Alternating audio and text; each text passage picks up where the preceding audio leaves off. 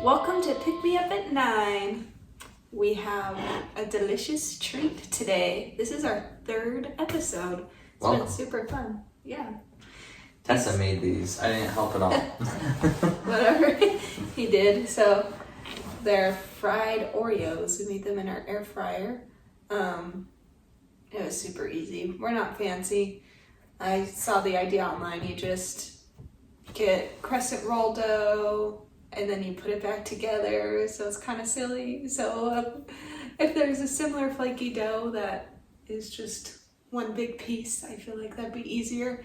But yeah, great. you put the Oreo inside of it and then you set it at 320 and you fry them for about 5 minutes. So give them a try. Here, take this. What did you want? This one exploded. I can take that one. Oh, okay. Perfect. Awesome. Now it's even too. Let's take a bite. And it's powdered sugar on the top, right? Yeah, Cool. so this can get messy. Yeah, don't breathe in, right? That's the rule. I don't know if I got Oreo I in that definitely bite. Very thick. do. It's really good. Yeah? Would you have it again? Oh yeah. There we go. Yep, now I got the Oreo. It would be, I think, really good if we did like some sort of like a fudge dip or like an icing dip. Yeah, Something I that think would that would make it complement better. the cookie a little bit more, because like the cookie is kind of drowned out by the Yeah, crescent roll. that's what I was gonna say. I'd probably either thin out the dough more, because they just said to like divide it up and then wrap it over. But It is yummy though. yeah, not bad. This is one of our most recent dates in a little while because It's true. Devin had to take a trip. He was gone for 4 days, so that was like the first time that it was just me with both of our little kids for that long. Yeah. So that was kind of hard. It was hard for both of us. I'm sure it was harder for Tessa, but yeah, I had a trip for my plant taxonomy class. So we went down to southern Utah, right above Arizona, and that was basically just because that's right where plants were still blooming this winter. So we were down there for 4 days, 3 nights, 4 days, and just looking at plants and taking tests. It was very stressful. It was very hard. And I feel like we were lucky to have service because I was able to call at least, but it was very hard to be gone for so long and not help out. That's kind of one of the tricky things about wildlife jobs. So I think we've mentioned that Devin that's his degree that he's working on is fisheries, range, and wildlife management with an emphasis on wildlife management. But one of the hard things about it is, especially the range side of it, often with jobs they're pretty much expected to be gone for a lot of the times even a week or a couple weeks at a time. So we've been just trying to find that sweet job where he doesn't have to be gone a lot. Yes. Which is kind of the nice thing about the wildlife side, which is what he's wanting to focus on, is he's much less likely to have to be gone all the time. So Yeah. to find one like that also pays well at a great location, maybe close to family, that's what we're trying to figure out right now. That's what we're looking for. Yeah, it's a fun major. I've worked for a couple of different companies. One of them I'm wearing gear for right now. It's a nature conservancy company. Not the nature conservancy, but a conservancy company, and it's been a great experience in this major so far. But I'm excited to be done with school. We're so excited. Last semester, I got those senioritis emotions going on. I am very excited to be done. I actually wanted to ask you, because Devin will often ask me, Tessa, would you let me do this type of job? Like, yes. if I got paid this much money, would you let me do this crazy thing? And so... It's usually crazy, so that's accurate. She's not embellishing at all. Yeah, so I guess I wanted to ask you, like, out of all of the dangerous jobs, like, regardless of money, but, I mean, it's an important factor, but yeah. What do you feel like is the most fun, dangerous job that is kind of calling to you? That's a good question. Yeah, the money definitely is the part that I would be considering. There's I love just being in the forest, so there's jobs in the Forest Service where I could be like an engine boss for like a fire crew or something like that. Those guys are heroes not just as firefighters, but as the drivers of the trucks that go into the fires. And, you know, it's their responsibility to get the crew in and get the crew out. And sometimes I think those engine bosses are like the team leaders, but sometimes they're not. Sometimes they just drive the truck. That's something I feel like I could do really well at. There's also just logging in general. Logging is one of the most dangerous jobs in at least the United States. But yeah, I think that would be a ton of fun as well. Super manly job, you know, just going and cutting down trees, being a lumberjack. But yeah, the pay, that's always the question is, well, babe, there's this job that's paying, you know, upwards of $90,000 to $100,000, let's say, but it's super dangerous. Would that be something that you'd be interested in us doing? And I think I'd be okay with those jobs. I mean, for a couple years, yeah. to get ahead after college, you know, it's kind of my thought process. Plus, like, doing dangerous stuff is fun for me. I'm kind of, I don't know, an adrenaline junkie when it comes to work, I guess. But there's enough danger with wildlife management. I can satiate that need for danger. That's what I was gonna say. Like, I feel like that would be a fun, dangerous job for me, is working with wildlife. It's fun. Or I've talked to Devin a lot about being a trapeze artist. I just think that sounds so fun, because everyone always talks about if they had a superpower, the common thing is flight, right? And you just get to swing around in the air, and that sounds so fun to me. Something like that, where I could, maybe I'm a skydiving guide or instructor or whatever you call that, I don't know. Yeah. First I have to skydive myself, but... That's a good question, though. I mean, if you could have like a superpower, what would your superpower be? Would it be flight? I think that'd be really fun, but realistically, teleportation. Most definitely. Because I love to travel so much, which would be my other job, which I guess isn't necessarily like too crazy or dangerous, but yeah, there's risks involved. That Something would be my travel superpower. related. Yeah. Oh yeah, for sure. I mean, if you could just go and snap your fingers and jump to some, you know, location across the world, that's so much fun. And it's free. No one can stop you. I mean, you don't have to buy a plane ticket or whatever.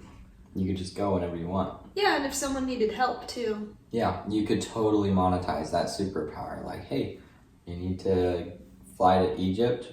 Well, why don't you save some money and just pay me that instead, and I'll just hop over whenever you need to be there, and we'll just jump right over into Egypt or whatever. Sick of waiting for your Amazon shipment? I'll I'll go to the warehouse myself. I don't have to pay for shipping. But yeah, I could go on and on about superpowers. Mm-hmm. Speaking of superpowers, more Stranger Things. Yes, we wanted to talk about Max theories. And again, spoiler alert, if you haven't watched all of Stranger Things, this is the part where we're going to be talking about the show. And if you haven't seen it, you should skip ahead. Unless you like spoilers, then you can watch. Yeah, so Max comes in the second season, I think, is when she's introduced. Yeah. And I think in the episode, it's called Mad Max, like the first episode that she comes in. And I think it's Dustin and Lucas are at the arcade, and they see that this person, Mad Max, is having all the highest scores. And that was one of the things that came to my mind. Like, I wonder if there's something there's going to be a tie-in with that title, Mad Max, you know, because they carefully choose the names of the episodes. And I don't know, it's just kind of funny because she's kind of grumpy, kind of sarcastic, but it's also ironic because she learns to, like, find happiness and love in order to be able to free herself from Vecna. She, like, calls upon those happy memories and love, which is what you had talked to me about one time, that maybe that's a power she has. Well, yeah, there's this interesting discussion about, well, Eleven was influenced by Henry, or Vecna, to use her anger to accelerate her power. And then there's 8 that she met while she ran away, one of the other prisoners, one of the other children that was in the hospital with her, and she taught her to use her anger as well. But in the last season, Elle starts to use her love because Mike is shouting at her while she's in her trance that he loves her, and, like, it's the first time that he says it, and so it's this big deal. And she's able to use that to kind of free herself from Vecna's nasty tendrils. Anyways, but Max already figured that out. And so there's this idea that people have that maybe Max is still, like, trapped somewhere, and Elle will be able to find her, and Max is gonna, like, help Elle use her love to be able to defeat Vecna in the end. So it's an interesting theory. I like it. I could see that. Yeah, I've also thought about her having, like, the power of vision, which I've seen other people mention that too. It just makes sense, like, symbolically too, because she ends up losing her sight, and I could see that. I could also see the loss of sight just being something to add to the drama, you know, that she does end up fighting, but she literally cannot see. It's also interesting too that with all of these people that Vecna was messing with, you know, you had that one journalist guy, you had Chrissy, you had the guy on the basketball team. I don't think there were any other students, at least in last season, that he did his creepy bone cracking stuff with. But when he takes control of Max's mind, she ends up going into his lair, and he's like, "What are you doing here?" And she later mentions that he seemed, like, annoyed, surprised. Like, "What are you doing here?" So I think there's something to that too. Like, she has greater power to either move through his mind or move through the upside down. You know, I think there's something to that. There definitely has to be something to that. This is a theory that I've been like, I hope that they use this. So in chapter 4 of the final season, Dear Billy, Max is like, she's like writing letters, right? And she writes a letter to everyone, and she says, "Don't open it. Like, please don't open them. Don't read them until, you know, if something happens to me, if I do die, if Vecna gets me, then you can read it." This is like, it's like her goodbye or whatever. And so there's this theory out there that these letters weren't just goodbyes, that there's something that she knows, a hidden message that she can't say because Vecna's inside her brain, and so she can't say it, she can't vocalize it, or Vecna's gonna know the plan or this idea of how to stop him, and she knows how to do it. And so she writes it out in the letters and is telling her friends, hey, should anything happen to me, this is how you defeat Vecna in the end. And so there's this idea that in the next season to come, that they're going to bring back those letters, and it's going to be like a description of either how to rescue Max from wherever she's being held, or like somehow defeat Vecna. They could just be goodbye letters, but she was so calm and confident though, which I mean, yeah, is a big part of her character. Totally. But still, I feel like she would have more anxiety, you know, and she was very determined with these letters. They spent a lot of time, a significant amount of time, on that portion of the episode. Right. Yeah, I also just like to think about the characters' different skills, you know, how that might come to play later. Like, she's really good at video games, she's good at skateboarding. I don't know. Maybe some of these things might have something to do with her defeating Vecna. There's also time travel, you know, involved. So there could be something with her defeating him in that way. Maybe that's how she survived in the first place. It was more of a time travel thing. Yeah. You know? Maybe that's possible. Maybe Elle somehow brought her back to before. I have heard that theory that, yeah, Elle basically was able to bring Max back to a state where she hadn't met any of them yet. But I don't know how they would do that. The Duffer Brothers are very smart. I give them a lot of credit.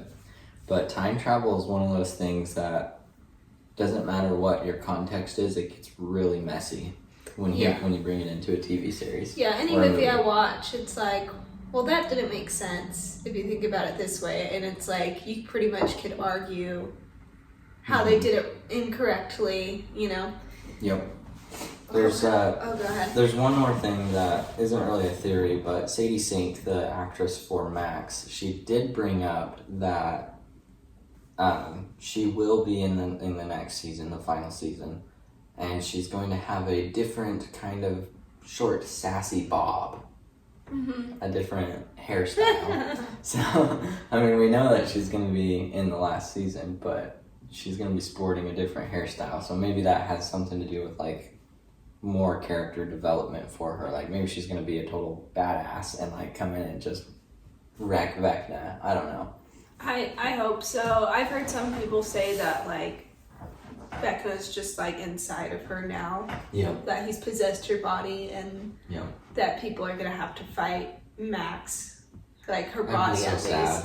That poor girl. She's already been through too much. I hope that she doesn't have to fight her friends. That would be really depressing. Yeah. There was another thing that I had thought about. I feel like. Was it last week's episode that we talked about Will? Yeah. So that was one theory with Will. If you remember or hadn't watched, I recommend going back and watching that episode where we talk about Will and the theories that revolve around him. But that was also a theory about Will, is that he would somehow get taken over by Vecna and have to like fight his friends and make a choice in the end. So well, I feel like any of them, that's really. why people are bringing this up, because he did already kind of possess Will in a way. He was a spy. Through the mind flare. And then Billy as well. So this would be another instance of that. It could be Steve for all we know. Steve got scratched by the Demobat in the last... I'm wondering if he's like infected season. With something. Yeah, they were like, I'm surprised he didn't die. Yeah. Like they were gnawing at him. It was intense. Anyways. This is the one I was thinking of. Oh, okay. That she's still in the upside down. Somehow. Yeah, and that's why she's like in a coma.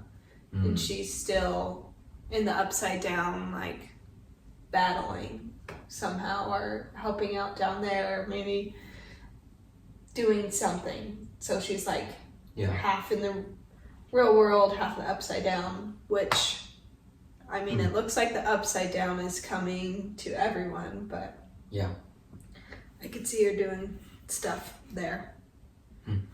Yeah. I also think it's interesting that, like, they talk about, like, she can't be a part of the party, you know? Yeah, she's not part of our party. Yeah. But they end up including her in everything. Like, I don't know. Yeah. I could see there being something with that, too. I think that was the main things I had thought about. Oh, and just the fact that, like, if Elle was able to bring back Max, is there anyone else that she can bring back? Eddie? Barb? I mean, so many undeserving deaths. I mean, there's Bob, you know. Bob would be great. Samwise. Which Bob. then, like, is there the possibility that they're gonna do the thing where everything just starts over and it's as if no one ever met? Which would be really annoying, you know? Kind of like what they did with Spider-Man, where, like, he never met MJ or whatever. What? Remember in No Way Home? Yeah. That's they right. end up utilizing time travel so that nobody remembers who Spider-Man is and stuff like that. So annoying. I hope they don't do that. I hope they don't. But yeah.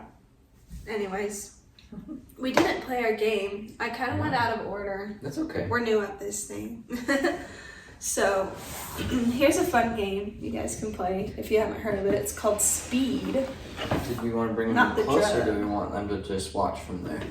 Not the drug. Yeah, we can try. Oh, thank you. Okay, with the deck, Such a satisfying sound.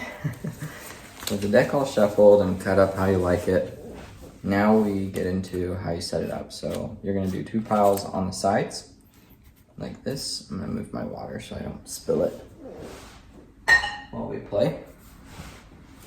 So 2 piles on the sides, and you do 5 in each. Nice. No, there's 4. There's 5. Okay. These are your backup piles in case things get stuck in the middle. So then you just do 2 to start the round, and then you divide the rest of the deck into 2 piles for the 2 players. Is this going to be an okay angle for you to play at? I have long arms. Okay. I should be fine. Yeah, it's a fun one. It's nice when it's late at night and we're like, we want to do something fun together, but we're also super tired. Let's just play a quick game of Speed. And then You take 5 at 5. a time. So One, each player has 5 cards at a time in their hand, and then they restock the 5 as quickly as you can throughout the game with this pile here. The goal is to get rid of all of these cards, the ones in your hand and these ones here. So when we're all ready and organized, we flip over these cards and we begin the game. You place cards either advancing up or down. So if I have like a 3, for example, a 3 here or here, I could place a 4 or a 5. And you just go in order. And again, you just are using the cards in your hand and then replenishing that with these. If we get stuck, we use these side ones. And you'll kind of see as we get going here. Okay, I am ready. Are you? Okay, 1, 2, 3, Go. Speed.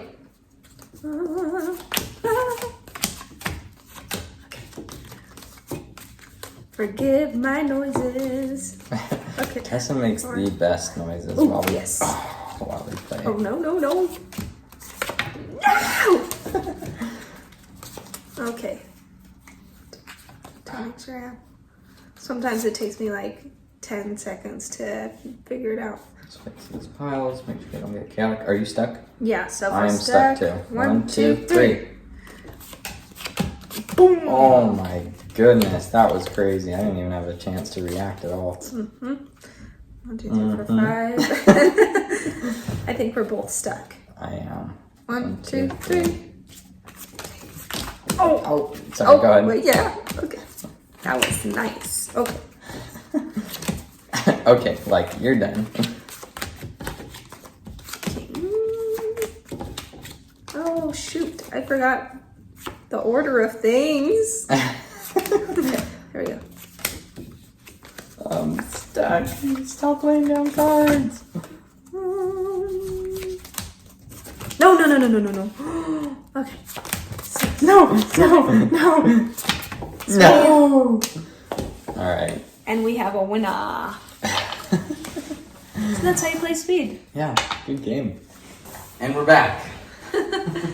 Hope you guys enjoyed that game. If you haven't played before, probably a lot of you have, but You can look up the rules online too. It's a very common game. I'm sure a lot of you have already played it before, and there might be someone out there who explains the rules better than I can. So, yeah, that's like one of the most overwhelming things in the world to me is going and hanging out with people, and they're like, "It's super easy. Here's how you do it." They're like, "You gotta reverse this and scratch that."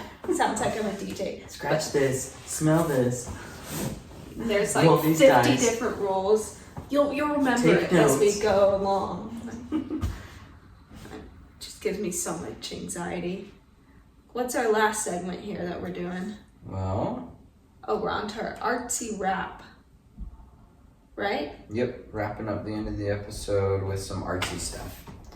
So, I picked, as most of you may know if you've been watching the first episodes, I'm a big poet. Poetry is a big part of who I am, and it's part of our relationship, and so I figured that this time around I'd share one of my own poems. And since I was on that trip, I wrote I wrote a poem while I was on this trip. I'm a little nervous because I don't typically share my poems in public, but I do have a goal to have enough poems by the end of this year that I can publish my own poetry book. So I gotta get out of the out of my comfort zone. Yes? I thought there was a spider. No, it is my hand. Well, I saw the black ring on your right hand was just popping. Yeah. Anyways. All right. So this poem I wrote while I was on that trip. I called it A Desert Journey. And this had to do with my time looking at plants and just kind of exploring the area down there. So here it goes. The desert stilled, the night sky filled, a studious day sealed. Red rock and sand, a plant in hand, subtle beauty across the land. The church bell chimes, I'm out of rhymes. The desert journey comes to an end. Nice.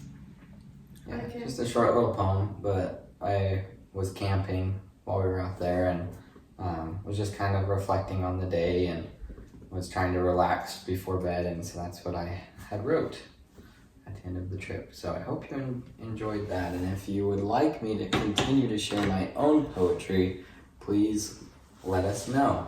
You can leave a comment and I will continue to share my own poems here. And don't steal it, because that one will be in my book, and I will find you. I will find you. I will kill you. Maybe not that, but I always like poems that just describe the scenery. They're really relaxing to listen to. I enjoy it. I don't have many poems. I don't write them a lot, but I was starting to write some music earlier this year, and I just took a pause because life is crazy and we keep having babies. Just have to, but so these are some lyrics to a song that I started to write. It's kind of goofy. I don't have a title for it, but here goes. It says, stovetop is warm, what will the feast be? Cabbage and spuds, not a gourmet thing. If I could cook anything I dreamed, this inn would be packed. They'd cry with felicity. I'm not going to wait. I'm going to fill his plate with the best things I can bring that might just be what someone needs. Nice. Pretty rough. Just kind of the start to a song.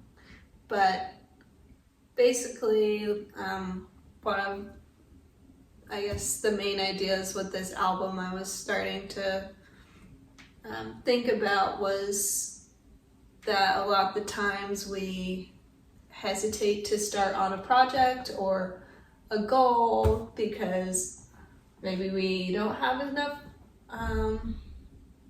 of the resources that we want, or the money, or the time, or maybe we don't feel like we have the talent. Yeah. And so we just are like, well, maybe I shouldn't do it at all, and we don't even try.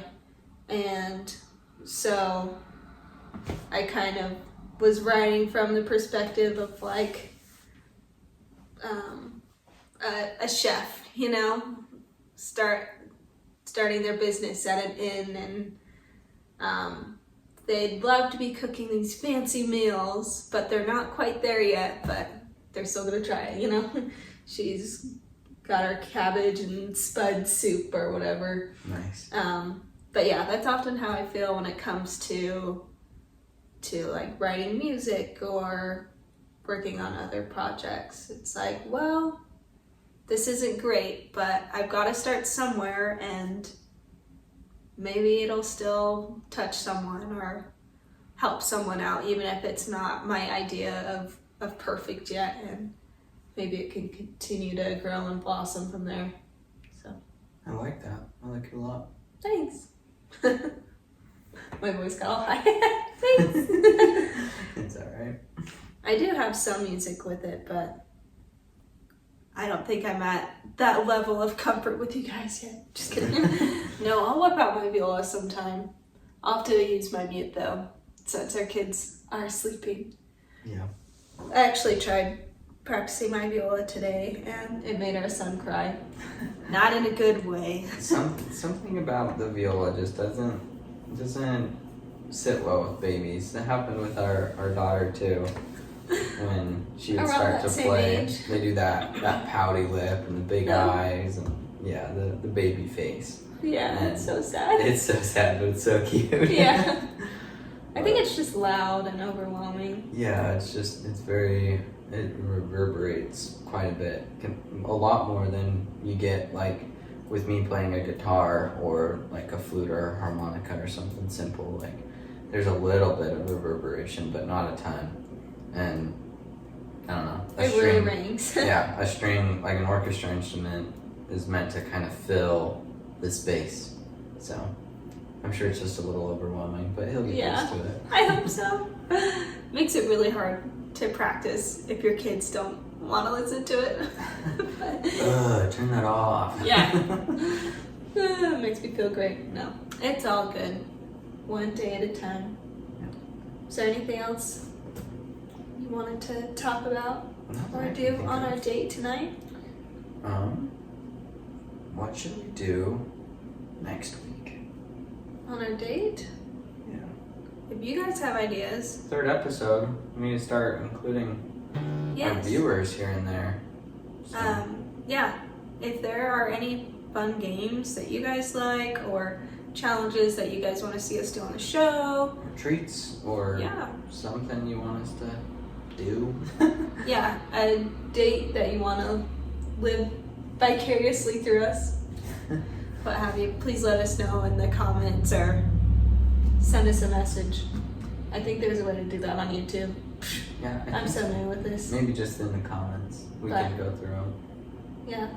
Thanks for going out with us tonight, guys. I'll see you next time. Have fun and keep the conversation going.